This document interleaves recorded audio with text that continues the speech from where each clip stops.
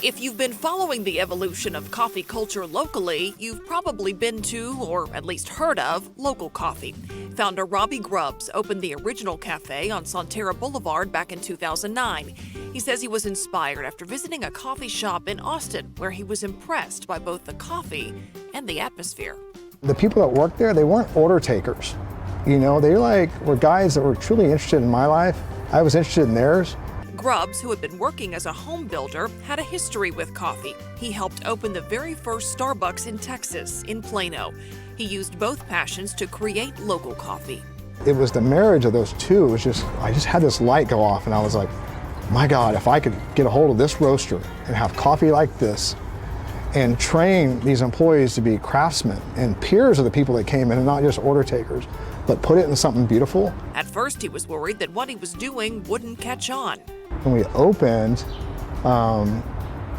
it was a lot of, nobody had ever had anything like what we were serving.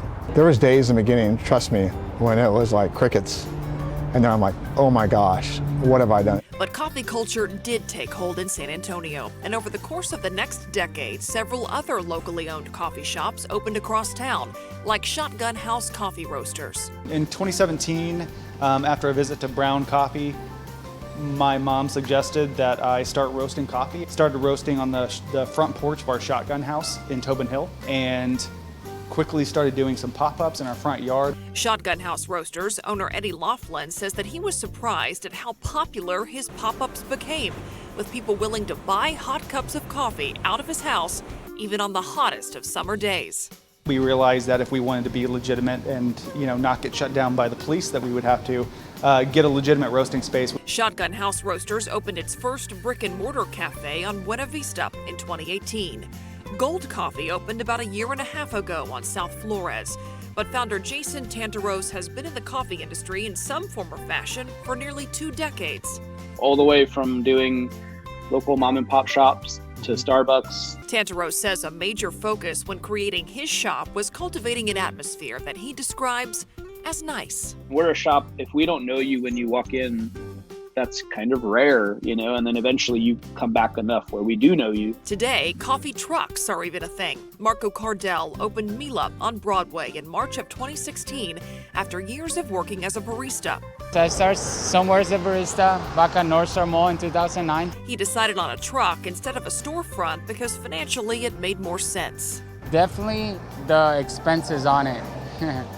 I'm in a small local business owner, we don't have a lot of sources to spend and a brick and mortar at the beginning and all that. So a truck was a good idea for us to make it good and cheap. While our coffee community is relatively young, it has grown quickly. I have had coffee in this city that rivals any other city I've been to.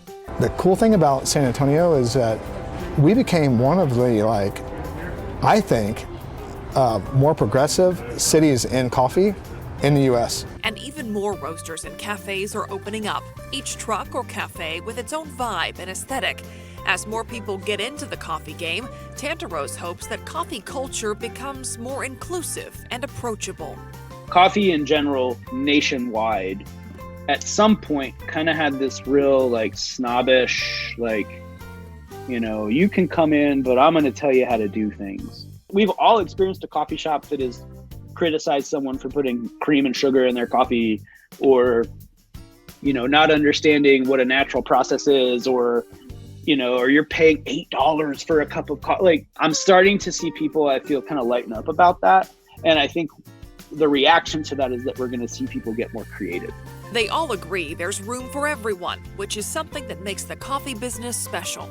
I don't think that if you worked at if you're the owner of HEB, you'd be happy to see somebody else go open up a grocery store next door, you know what I mean? Grubb says it's that sense of community that creates the unique flavor of the coffee industry. I used to think that everybody came back because the coffee was great, but a lot of people came back, they didn't really care about the coffee. But the person behind the bar just treated them with this, they're the most important person in the room when they walked in. And San Antonio customers, he says, know that's the right blend. And something I've grown up in San Antonio that I've known about San Antonio, it's an extremely loyal city. And that's exactly what happened, is that we came in, we put in the work in the beginning, and we built a customer base.